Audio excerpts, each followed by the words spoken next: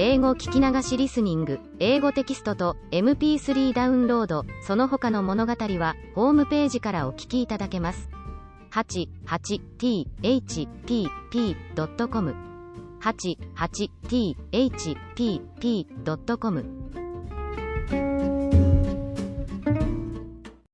Cow's hunting. His spots are the joy of the leopard, his horns are the buffalo's pride. Be clean, for the strength of the hunter is known by the gloss of his hide. If ye find that the bullock can toss you, or the heavy-browed sambar can gore, ye need not stop work to inform us, we knew it 10 seasons before. Oppress not the cubs of the stranger, but hail them as sister and brother, for though they are little and foobsy, it may be the bear is their mother. There is none like to me, says the cub in the pride of his earliest kill, but the jungle is large and the cub he is small. Let him think and be still. Maxims of Baloo.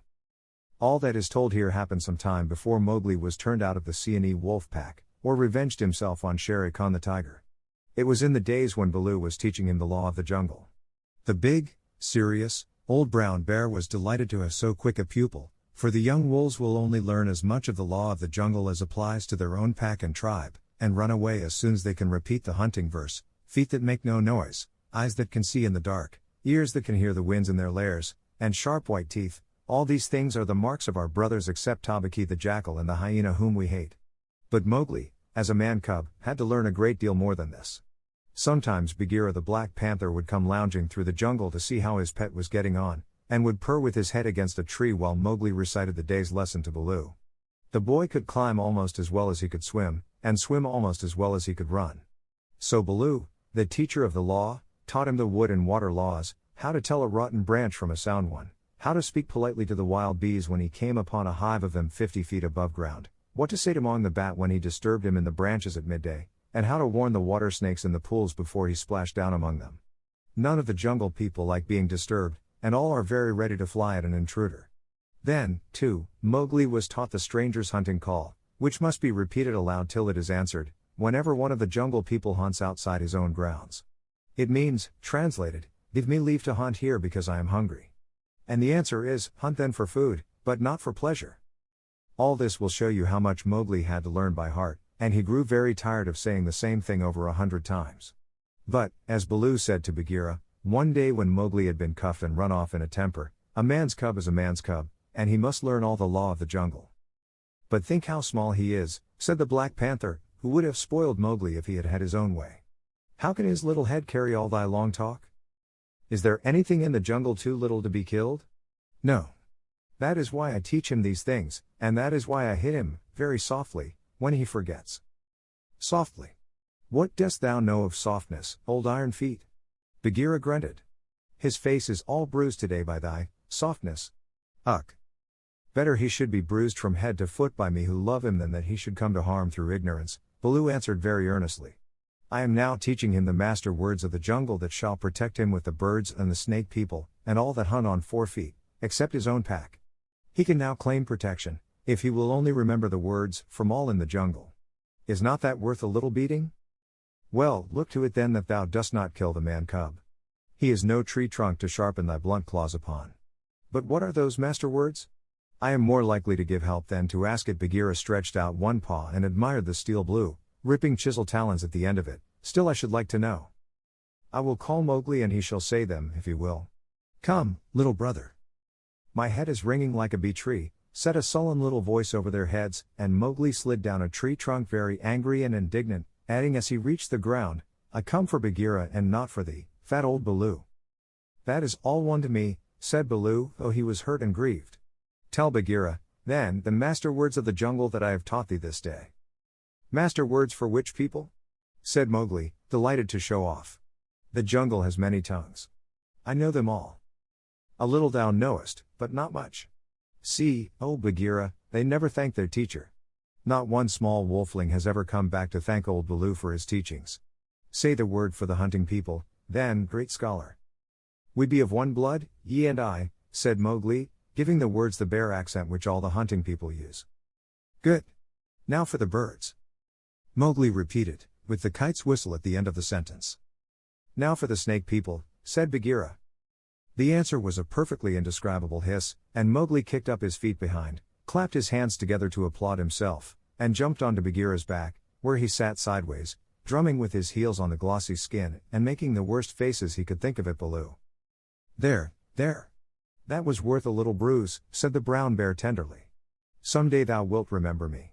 Then he turned aside to tell Bagheera how he had begged the master words from Hathi the wild elephant, who knows all about these things, and how Hathi had taken Mowgli down to a pool to get the snake word from a water snake, because Baloo could not pronounce it, and how Mowgli was now reasonably safe against all accidents in the jungle, because neither snake, bird nor beast would hurt him. No one then is to be feared, Baloo wound up, patting his big furry stomach with pride. Except his own tribe, said Bagheera, under his breath, and then aloud to Mowgli, have a care for my ribs, little brother. What is all this dancing up and down? Mowgli had been trying to make himself heard by pulling at Bagheera's shoulder fur and kicking hard. When the two listened to him he was shouting at the top of his voice, and so I shall have a tribe of my own, and lead them through the branches all day long. What is this new folly, little dreamer of dreams? Said Bagheera. Yes, and throw branches and dirt at old Baloo, Mowgli went on. They have promised me this. Ah. Woof. Baloo's big paws scooped Mowgli off Bagheera's back, and as the boy lay between the big forepaws he could see the bear was angry. Mowgli, said Baloo, thou hast been talking with the Bunder Log, the monkey people. Mowgli looked at Bagheera to see if the panther was angry too, and Bagheera's eyes were as hard as jade stones. Thou hast been with the monkey people, the grey apes, the people without a law, the eaters of everything. That is great shame. When Baloo hurt my head, said Mowgli, he was still on his back, I went away and the grey apes came down from the trees and had pity on me. No one else cared. He snuffled a little. The pity of the monkey people. Baloo snorted. The stillness of the mountain stream. The cool of the summer sun. And then, man cub? And then, they gave me nuts and pleasant things to eat, and they carried me in their arms up to the top of the trees and said I was their blood brother except that I had no tail, and should be their leader some day. They have no leader, said Bagheera. They lie. They have always lied. They were very kind and bade me come again. Why have I never been taken among the monkey people? They stand on their feet as I do. They do not hit me with their hard paws. They play all day. Let me get up. Bad Baloo, let me up. I will play with them again. Listen, man cub, said the bear, and his voice rumbled like thunder on a hot night. I have taught thee all the law of the jungle for all the peoples of the jungle, except the monkey folk who live in the trees. They have no law. They are outcasts. They have no speech of their own, but use the stolen words which they overhear when they listen, and peep, and wait up above in the branches. Their way is not our way. They are without leaders. They have no remembrance. They boast and chatter and pretend that they are a great people about to do great affairs in the jungle, but the falling of a nut turns their minds to laughter and all is forgotten. We of the jungle have no dealings with them. We do not drink where the monkeys drink, we do not go where the monkeys go, we do not hunt where they hunt, we do not die where they die. Hast thou ever heard me speak of the Bunder Log till today? No, said Mowgli in a whisper, for the forest was very still now Baloo had finished. The jungle people put them out of their mouths and out of their minds. They are very many, evil, dirty, shameless, and they desire, if they have any fixed desire, to be noticed by the jungle people. But we do not notice them even when they throw nuts and filth on our heads. He had hardly spoken when a shower of nuts and twigs spattered down through the branches, and they could hear coughings and howlings and angry jumpings high up in the air among the thin branches. The monkey people are forbidden, said Baloo, forbidden to the jungle people. Remember. Forbidden, said Bagheera, but I still think Baloo should have warned thee against them. I? How was I to guess he would play with such dirt? The monkey people. Faugh. A fresh shower came down on their heads and the two trotted away, taking Mowgli with them. What Baloo had said about the monkeys was perfectly true. They belonged to the treetops, and as beasts very seldom look up, there was no occasion for the monkeys and the jungle people to cross each other's path. But whenever they found a sick wolf, or a wounded tiger, or bear, the monkeys would torment him, and would throw sticks and nuts at any beast for fun and in the hope of being noticed. Then they would howl and shriek senseless songs, and invite the jungle people to climb up their trees and fight them, or would start furious battles over nothing among themselves, and leave the dead monkeys where the jungle people could see them. They were always just going to have a leader, and laws and customs of their own, but they never did, because their memories would not hold over from day to day, and so they compromised things by making up a saying, what the Bunder Log think now the jungle will think later, and that comforted them a great deal. None of the beasts could reach them, but on the other hand none of the beasts would notice them, and that was why they were so pleased when Mowgli came to play with them, and they heard how angry Baloo was. They never meant to do any more, the Bunder log never mean anything at all, but one of them invented what seemed to him a brilliant idea, and he told all the others that Mowgli would be a useful person to keep in the tribe, because he could weave sticks together for protection from the wind, so if they caught him, they could make him teach them.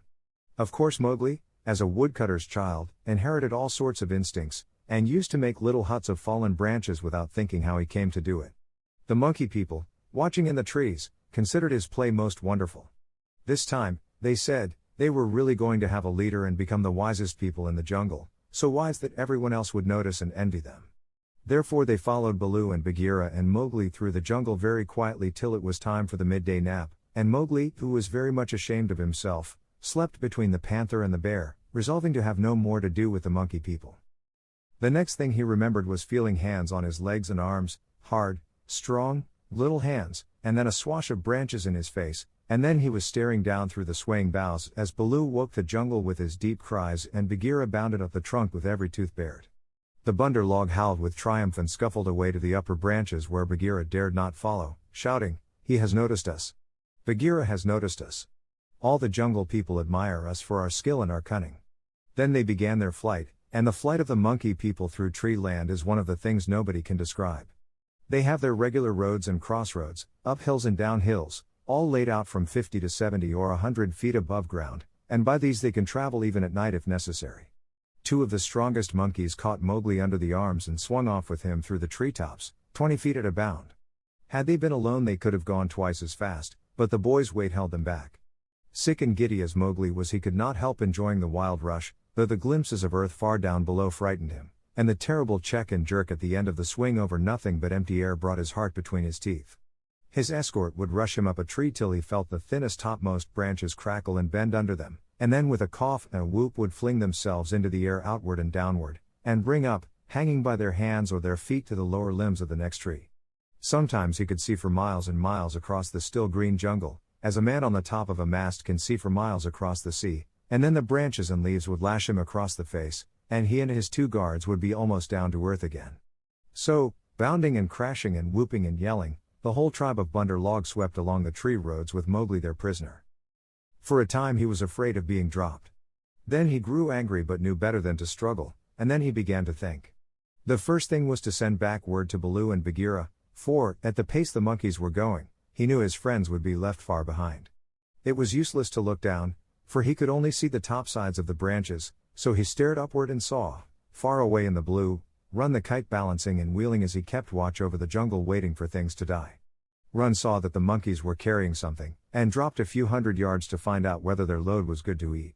He whistled with surprise when he saw Mowgli being dragged up to a treetop and heard him give the kite call for, "We be of one blood, thou and I." The waves of the branches closed over the boy, but Run balanced away to the next tree in time to see the little brown face come up again. "Mark my trail," Mowgli shouted.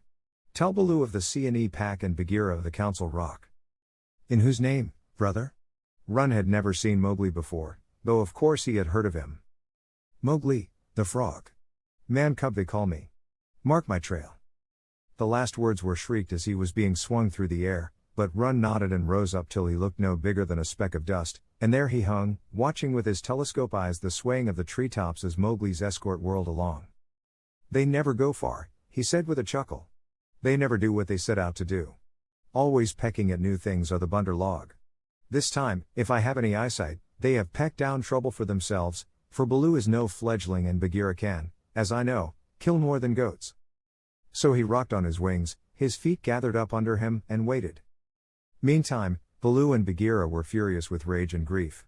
Bagheera climbed as he had never climbed before, but the thin branches broke beneath his weight, and he slipped down, his claws full of bark. "Why didst thou not warn the man cub?" he roared to poor Baloo, who had set off at a clumsy trot in the hope of overtaking the monkeys. "What was the use of half slaying him with blows if thou didst not warn him? Haste! Oh haste! We may catch them yet." Baloo panted. At that speed, it would not tire a wounded cow. Teacher of the law, cub beater, a mile of that rolling to and fro would burst the open. Sit still and think. Make a plan. This is no time for chasing. They may drop him if we follow too close. Arula. Who? They may have dropped him already, being tired of carrying him. Who can trust the bunder log? Put dead bats on my head. Give me black bones to eat.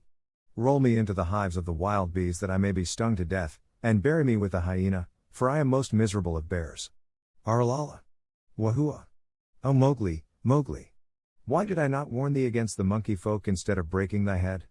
Now perhaps I may have knocked the day's lesson out of his mind, and he will be alone in the jungle without the master words. Baloo clasped his paws over his ears and rolled to and fro moaning. At least he gave me all the words correctly a little time ago, said Bagheera impatiently. Baloo, thou hast neither memory nor respect. What would the jungle think if I, the Black Panther, curled myself up like Iki the porcupine, and howled? What do I care what the jungle thinks? He may be dead by now. Unless and until they drop him from the branches in sport, or kill him out of idleness, I have no fear for the man-cub. He is wise and well taught, and above all he has the eyes that make the jungle people afraid. But, and it is a great evil, he is in the power of the bunder log, and they, because they live in trees, have no fear of any of our people. Bagheera licked one forepaw thoughtfully. Fool that I am. Oh, fat, brown, root-digging fool that I am, said Baloo, uncoiling himself with a jerk. It is true what Hathi the wild elephant says, to each his own fear, and they, the bunder log, fear Ka the rock snake. He can climb as well as they can. He steals the young monkeys in the night. The whisper of his name makes their wicked tails cold. Let us go to Ka. What will he do for us? He is not of our tribe, being footless, and with most evil eyes, said Bagheera. He is very old and very cunning. Above all, he is always hungry, said Baloo hopefully. Promise him many goats. He sleeps for a full month after he has once eaten. He may be asleep now, and even were he awake, what if he would rather kill his own goats? Bagheera, who did not know much about Ka, was naturally suspicious. Then in that case, thou and I together, old hunter, might make him see reason. Here Baloo rubbed his faded brown shoulder against the panther, and they went off to look for Ka the rock python. They found him stretched out on a warm ledge in the afternoon sun, admiring his beautiful new coat, for he had been in retirement for the last 10 days changing his skin, and now he was very splendid, darting his big blunt-nosed head along the ground, and twisting the 30 feet of his body into fantastic knots and curves, and licking his lips as he thought of his dinner to come. He has not eaten, said Baloo, with a grunt of relief, as soon as he saw the beautifully modeled brown and yellow jacket. Be careful, Bagheera. He is always a little blind after he has changed his skin, and very quick to strike. Ka was not a poison snake, in fact he rather despised the poison snakes as cowards, but his strength lay in his hug, and when he had once lapped his huge coils round anybody there was no more to be said. Good hunting, cried Baloo, sitting up on his haunches. Like all snakes of his breed, Ka was rather deaf, and did not hear the call at first. Then he curled up ready for any accident, his head lowered. Good hunting for us all, he answered. Oh, Baloo, what dost thou do here? Good hunting, Bagheera. One of us at least needs food. Is there any news of game afoot? A doe now, or even a young buck? I am as empty as a dried well. We are hunting, said Baloo carelessly. He knew that you must not hurry Ka. He is too big. Give me permission to come with you, said Ka.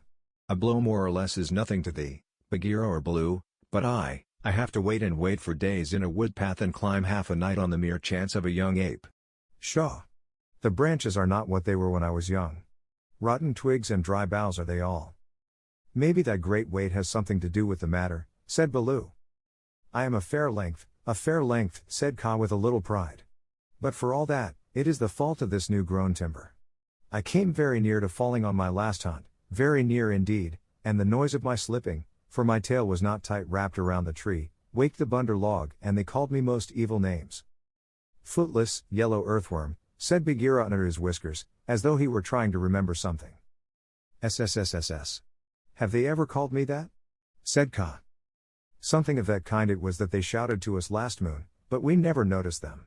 They will say anything, even that thou hast lost all thy teeth, and wilt not face anything bigger than a kid, because, they are indeed shameless, these bunder log, because thou art afraid of the he-goat's horns, Bagheera went on sweetly. Now a snake, especially a wary old python like Ka, very seldom shows that he is angry, but Baloo and Bagheera could see the big swallowing muscles on either side of Ka's throat ripple and bulge. The bunder log have shifted their grounds, he said quietly. When I came up into the sun today I heard them whooping among the treetops. It is the bunder log that we follow now, said Baloo, But the words stuck in his throat, for that was the first time in his memory that one of the jungle people had owned to being interested in the doings of the monkeys. Beyond doubt then it is no small thing that takes two such hunters, leaders in their own jungle I am certain, on the trail of the bunder log, Ka replied courteously, as he swelled with curiosity. Indeed, Baloo began, I am no more than the old and sometimes very foolish teacher of the law to the Seeonee wolf cubs, and Bagheera here. Is Bagheera? Said the Black Panther, and his jaws shut with a snap, for he did not believe in being humble. The trouble is this, Those nut stealers and pickers of palm leaves have stolen away our man cub of whom thou hast perhaps heard. I heard some news from Iki, his quills make him presumptuous, of a man thing that was entered into a wolf pack, but I did not believe. Iki is full of stories half heard and very badly told. But it is true. He is such a man cub as never was, said Baloo. The best and wisest and boldest of man cubs, my own pupil, who shall make the name of Baloo famous through all the jungles, and besides, we, love him, Ka. Tease, said Ka, weaving his head to and fro. I also have known what love is. There are tales I could tell that need a clear night when we are all well fed to praise properly, said Bagheera quickly. Our man cub is in the hands of the bunder log now, and we know that of all the jungle people they fear Ka alone. They fear me alone. They have good reason, said Ka. Chattering, foolish, vain, foolish, and chattering, are the monkeys. But a man thing in their hands is in no good luck. They grow tired of the nuts they pick, and throw them down. They carry a branch half a day, meaning to do great things with it, and then they snap it in two. That man thing is not to be envied. They called me also, yellow fish was it not? Worm, earthworm, said Bagheera, as well as other things which I cannot now say for shame. We must remind them to speak well of their master. _ASSP. We must help their wandering memories. Now, whither went they with the cub? The jungle alone knows. Toward the sunset, I believe, said Baloo.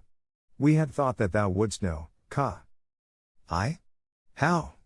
I take them when they come in my way, but I do not hunt the bunder log, or frogs, or green scum on a water hole for that matter. Up. Hillo. Elo, look up, Baloo of the Seeonee wolf pack. Baloo looked up to see where the voice came from, and there was Run the kite, sweeping down with the sun shining on the upturned flanges of his wings. It was near Run's bedtime, but he had ranged all over the jungle looking for the bear and had missed him in the thick foliage. What is it? Said Baloo. I have seen Mowgli among the bunder log. He bade me tell you. I watched. The bunder log have taken him beyond the river to the monkey city, to the cold lairs. They may stay there for a night, or 10 nights, or an hour. I have told the bats to watch through the dark time. That is my message. Good hunting, all you below. Full gorge and a deep sleep to you, Run, cried Bagheera. I will remember thee in my next kill, and put aside the head for thee alone, O best of kites. It is nothing. The boy held the master word. I could have done no less, and Run circled up again to his roost. He has not forgotten to use his tongue, said Baloo with a chuckle of pride. To think of one so young remembering the master word for the birds too while he was being pulled across trees. It was most firmly driven into him, said Bagheera. But I am proud of him, and now we must go to the cold lairs. They all knew where that place was, but few of the jungle people ever went there, because what they called the cold lairs was an old deserted city, lost and buried in the jungle, and beasts seldom use a place that men have once used. The wild boar will, but the hunting tribes do not. Besides, the monkeys live there as much as they could be said to live anywhere, and no self-respecting animal would come within eyeshot of it except in times of drought, when the half-ruined tanks and reservoirs held a little water. It is half a night's journey, at full speed, said Bagheera, and Baloo looked very serious. I will go as fast as I can, he said anxiously.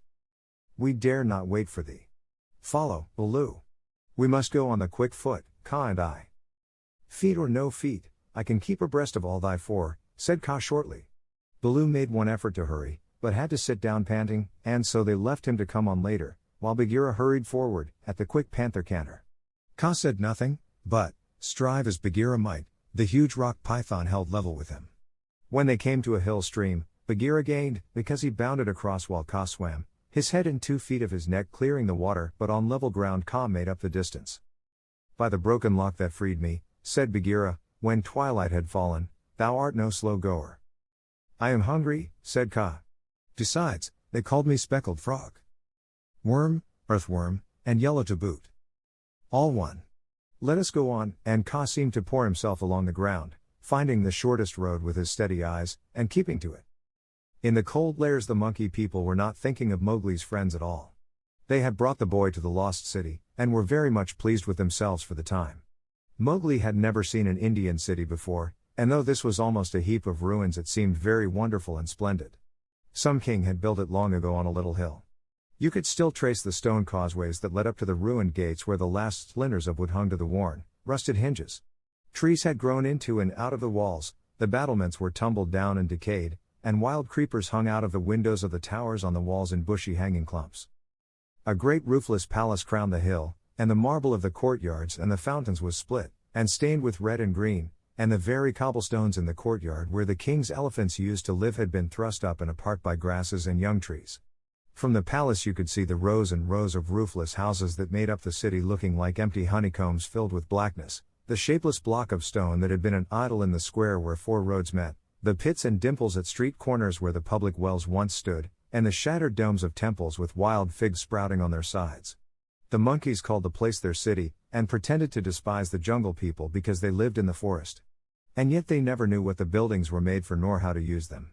They would sit in circles on the hall of the king's council chamber, and scratch for fleas and pretend to be men, or they would run in and out of the roofless houses and collect pieces of plaster and old bricks in a corner, and forget where they had hidden them, and fight and cry in scuffling crowds, and then break off to play up and down the terraces of the king's garden, where they would shake the rose trees and the oranges in sport to see the fruit and flowers fall. They explored all the passages and dark tunnels in the palace and the hundreds of little dark rooms, but they never remembered what they had seen and what they had not, and so drifted about in ones and twos or crowds telling each other that they were doing as men did. They drank at the tanks and made the water all muddy, and then they fought over it, and then they would all rush together in mobs and shout, "There is no one in the jungle so wise and good and clever and strong and gentle as the Bunder Log." Then all would begin again till they grew tired of the city and went back to the treetops, hoping the jungle people would notice them. Mowgli, who had been trained under the law of the jungle, did not like or understand this kind of life. The monkeys dragged him into the cold lairs late in the afternoon, and instead of going to sleep, as Mowgli would have done after a long journey, they joined hands and danced about and sang their foolish songs. One of the monkeys made a speech and told his companions that Mowgli's capture marked a new thing in the history of the Bunder Log, for Mowgli was going to show them how to weave sticks and canes together as a protection against rain and cold. Mowgli picked up some creepers and began to work them in and out, and the monkeys tried to imitate, but in a very few minutes they lost interest and began to pull their friends' tails or jump up and down on all fours, coughing. "I wish to eat," said Mowgli. "I am a stranger in this part of the jungle. Bring me food, or give me leave to hunt here." 20 or 30 monkeys bounded away to bring him nuts and wild pawpaws. But they fell to fighting on the road, and it was too much trouble to go back with what was left of the fruit. Mowgli was sore and angry as well as hungry, and he roamed through the empty city giving the strangers' hunting call from time to time, but no one answered him, and Mowgli felt that he had reached a very bad place indeed. "All that Baloo has said about the Bunder Log is true," he thought to himself. "They have no law, no hunting call, and no leaders, nothing but foolish words and little picking thievish hands. So if I am starved or killed here, it will be all my own fault. But I must try to return to my own jungle. Baloo will surely beat me, but that is better than chasing silly rose leaves with the Bunder Log." No sooner had he walked to the city wall than the monkeys pulled him back, telling him that he did not know how happy he was, and pinching him to make him grateful. He set his teeth and said nothing, but went with the shouting monkeys to a terrace above the red sandstone reservoirs that were half full of rain water. There was a ruined summer house of white marble in the center of the terrace, built for queens did 100 years ago. The domed roof had half fallen in and blocked up the underground passage from the palace by which the queens used to enter. But the walls were made of screens of marble tracery, beautiful milk-white fretwork, set with agates and cornelians and jasper and lapis lazuli, and as the moon came up behind the hill it shone through the open work, casting shadows on the ground like black velvet embroidery. Sore, sleepy, and hungry as he was, Mowgli could not help laughing when the Bunder Log began, 20 at a time, to tell him how great and wise and strong and gentle they were, and how foolish he was to wish to leave them. "We are great. We are free. We are wonderful. We are the most wonderful people in all the jungle. We all say so, and so it must be true," they shouted. Now as you are a new listener and can carry our words back to the jungle people so that they may notice us in future, we will tell you all about our most excellent selves.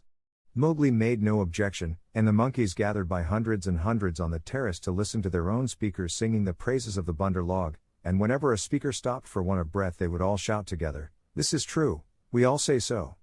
Mowgli nodded and blinked, and said yes when they asked him a question, and his head spun with the noise. Tabaki the jackal must have bidden all these people, he said to himself, and now they have madness. Certainly this is Diwani, the madness. Do they never go to sleep?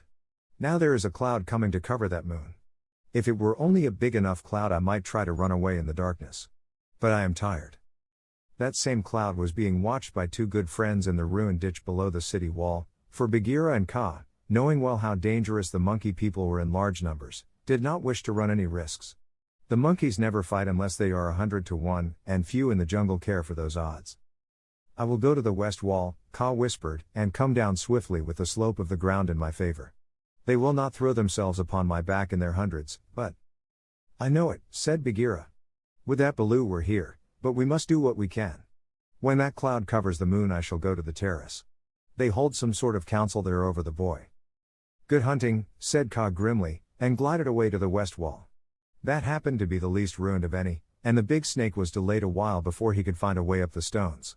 The cloud hid the moon, and as Mowgli wondered what would come next he heard Bagheera's light feet on the terrace. The Black Panther had raced up the slope almost without a sound and was striking. He knew better than to waste time in biting, right and left among the monkeys, who were seated round Mowgli in circles 50 and 60 deep.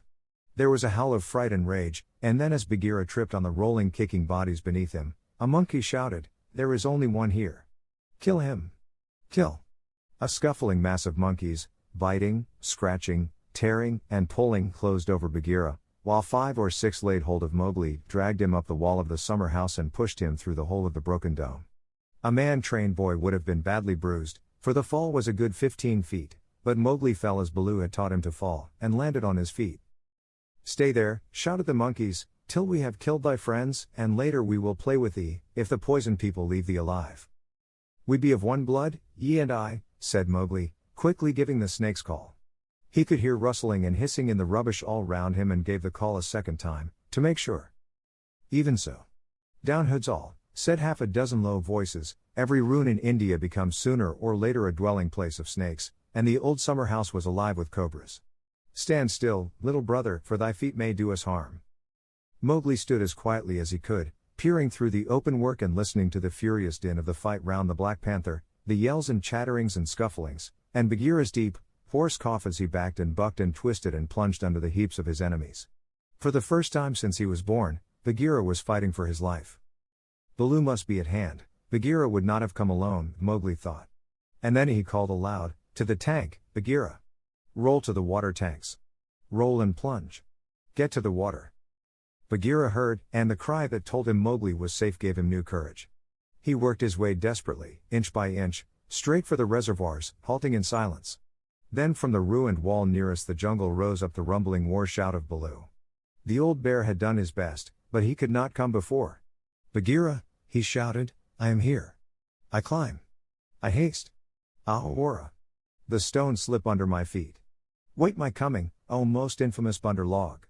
He panted up the terrace only to disappear to the head in a wave of monkeys, but he threw himself squarely on his haunches, and, spreading out his forepaws, hugged as many as he could hold, and then began to hit with a regular bat bat bat, like the flipping strokes of a paddle wheel. A crash and a splash told Mowgli that Bagheera had fought his way to the tank where the monkeys could not follow. The panther lay gasping for breath, his head just out of the water, while the monkeys stood 3 deep on the red steps, dancing up and down with rage, ready to spring upon him from all sides if he came out to help Baloo. It was then that Bagheera lifted up his dripping chin, and in despair gave the snake's call for protection. "We be of one blood, ye and I," for he believed that Kaa had turned tail at the last minute. Even Baloo, half smothered under the monkeys on the edge of the terrace, could not help chuckling as he heard the Black Panther asking for help. Kaa had only just worked his way over the west wall, landing with a wrench that dislodged a coping stone into the ditch. He had no intention of losing any advantage of the ground, and coiled and uncoiled himself once or twice, to be sure that every foot of his long body was in working order. All that while the fight with Baloo went on, and the monkeys yelled in the tank round Bagheera, and Mong the Bat, flying to and fro, carried the news of the great battle over the jungle, till even Hathi the wild elephant trumpeted, and, far away, scattered bands of the monkey folk woke and came leaping along the tree roads to help their comrades in the cold lairs, and the noise of the fight roused all the daybirds for miles round. Then Ka came straight, quickly, and anxious to kill. The fighting strength of a python is in the driving blow of his head backed by all the strength and weight of his body. If you can imagine a lance, or a battering ram, or a hammer weighing nearly half a ton driven by a cool, quiet mind living in the handle of it, you can roughly imagine what Ka was like when he fought. A python 4 or 5 feet long can knock a man down if he hits him fairly in the chest, and Ka was 30 feet long, as you know. His first stroke was delivered into the heart of the crowd round Baloo. It was sent home with shut mouth in silence, and there was no need of a second.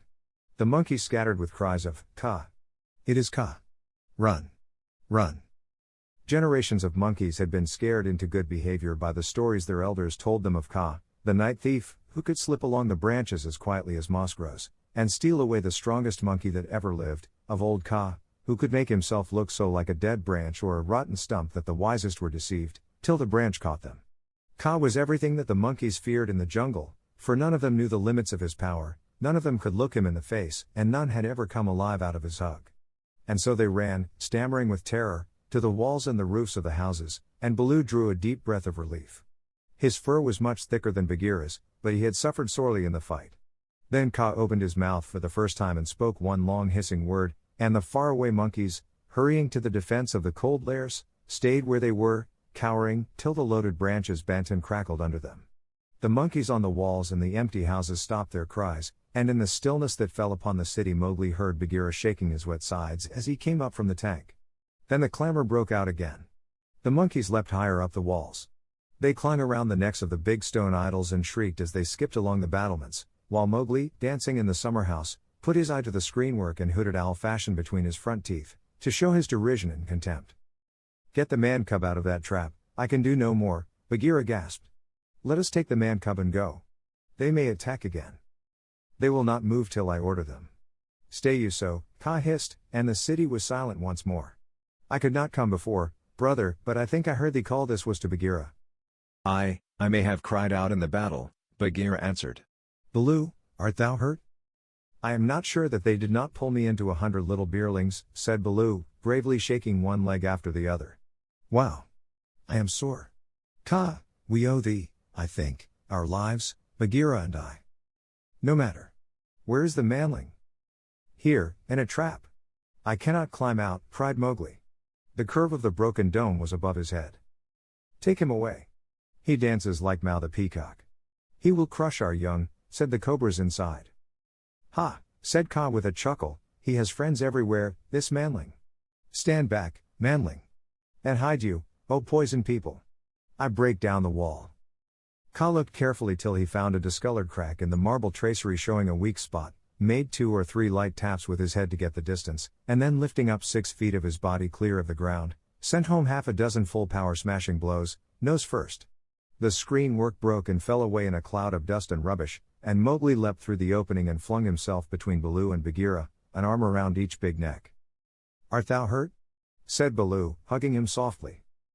I am sore, hungry, and not a little bruised. But, oh, they have handled ye grievously, my brothers. Ye bleed. Others also, said Bagheera, licking his lips and looking at the monkey dead on the terrace and round the tank. It is nothing, if thou art safe, oh, my pride of all little frogs. Whimpered Baloo. Of that we shall judge later, said Bagheera, in a dry voice that Mowgli did not at all like. But here is Ka to whom we owe the battle and thou owest thy life. Thank him according to our customs, Mowgli. Mowgli turned and saw the great python's head swaying a foot above his own. So this is the manling, said Ka. Very soft is his skin, and he is not unlike the bunder log.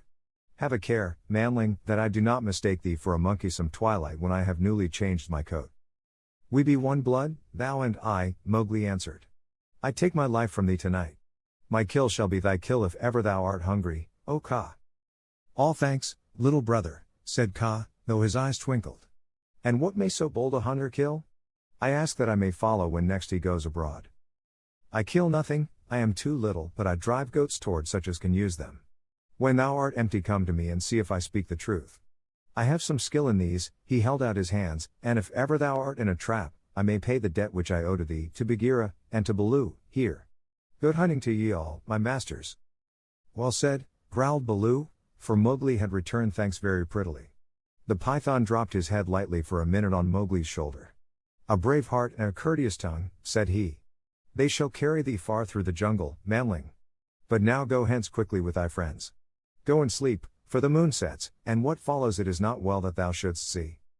The moon was sinking behind the hills, and the lines of trembling monkeys huddled together on the walls and battlements looked like ragged shaky fringes of things. Baloo went down to the tank for a drink, and Bagheera began to put his fur in order, as Kaa glided out into the center of the terrace and brought his jaws together with a ringing snap that drew all the monkeys' eyes upon him. The moon sets, he said. Is there yet light enough to see? From the walls came a moan like the wind in the treetops. We see, O Kaa. Good. Begins now the dance of the hunger of Kaa. Sit still and watch. He turned twice or thrice in a big circle, weaving his head from right to left. Then he began making loops and figures of 8 with his body, and soft, easy triangles that melted into squares and 5-sided figures, and coiled mounds, never resting, never hurrying, and never stopping his low humming song. It grew darker and darker, till at last the dragging, shifting coils disappeared, but they could hear the rustle of the scales. Baloo and Bagheera stood still as stone, growling in their throats, their neck hair bristling, and Mowgli watched and wondered. Bunder Log, said the voice of Kaa at last, can ye stir foot or hand without my order? Speak. Without thy order we cannot stir foot or hand, O Kaa. Good. Come all one pace nearer to me. The lines of the monkeys swayed forward helplessly, and Baloo and Bagheera took one stiff step forward with them. Nearer, hissed Kaa, and they all moved again. Mowgli laid his hands on Baloo and Bagheera to get them away, and the two great beasts started as though they had been waked from a dream. Keep thy hand on my shoulder, Bagheera whispered. Keep it there, or I must go back to Kaa. Ah. It is only old Kaa making circles on the dust, said Mowgli. Let us go. And the three slipped off through a gap in the walls to the jungle. Woof, said Baloo when he stood under the still trees again. Never more will I make an ally of Kaa, and he shook himself all over. He knows more than we, said Bagheera, trembling. In a little time, had I stayed, I should have walked down his throat. Many will walk by that road before the moon rises again, said Baloo. He will have good hunting, after his own fashion. But what was the meaning of it all? Said Mowgli, who did not know anything of a python's powers of fascination. I saw no more than a big snake making foolish circles till the dark came. And his nose was all sore. Ho! Ho! Mowgli, said Bagheera angrily, his nose was sore on thy account, as my ears and sides and paws, and Baloo's neck and shoulders are bitten on thy account. Neither Baloo nor Bagheera will be able to hunt with pleasure for many days. It is nothing, said Baloo, we have the man cub again. True, but he has cost us heavily in time which might have been spent in good hunting, in wounds, in hair I am half plucked along my back, and last of all, in honor. For, remember, Mowgli, I, who am the Black Panther, was forced to call upon Kaa for protection, and Baloo and I were both made stupid as little birds by the hunger dance. All this, man cub, came of thy playing with the Bunder Log. True, it is true, said Mowgli sorrowfully. I am an evil man cub, and my stomach is sad in me. MF. What says the law of the jungle, Baloo? Baloo did not wish to bring Mowgli into any more trouble, but he could not tamper with the law, so he mumbled, sorrow never stays punishment. But remember, Bagheera, he is very little. I will remember. But he has done mischief, and blows must be dealt now. Mowgli, hast thou anything to say? Nothing. I did wrong. Baloo and thou are wounded. It is just. Bagheera gave him half a dozen love taps. From a panther's point of view, they would hardly have waked one of his own cubs, but for a 7-year-old boy they amounted to as severe a beating as you could wish to avoid. When it was all over, Mowgli sneezed, and picked himself up without a word. Now, said Bagheera, jump on my back, little brother, and we will go home. One of the beauties of jungle law is that punishment settles all scores. There is no nagging afterward. Mowgli laid his head down on Bagheera's back and slept so deeply that he never waked when he was put down in the home cave. Road Song of the Bunder Log. Here we go in a flung festoon, halfway up to the jealous moon. Don't you envy our pranceful bands? Don't you wish you had extra hands? Wouldn't you like if your tails were, so, curved in the shape of a Cupid's bow? Now you're angry, but, never mind, brother, thy tail hangs down behind. Here we sit in a branchy row, Thinking of beautiful things we know, dreaming of deeds that we mean to do, all complete, in a minute or two, something noble and wise and good, done by merely wishing we could. We've forgotten, but, never mind, brother, thy tail hangs down behind. All the talk we ever have heard uttered by bat or beast or bird, hide or fin or scale or feather, jabber it quickly and all together. Excellent. Wonderful. Once again. Now we are talking just like men. Let's pretend we are, never mind, brother, thy tail hangs down behind. This is the way of the monkey kind. Then join our leaping lines that scumfish through the pines, that rocket by where, light and high, the wild grape swings.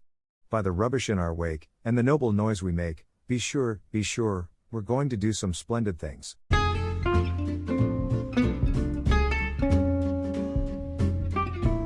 英語聞き流しリスニング、英語テキストと MP3 ダウンロード、その他の物語はホームページからお聞きいただけます。88thpp.com 88thpp.com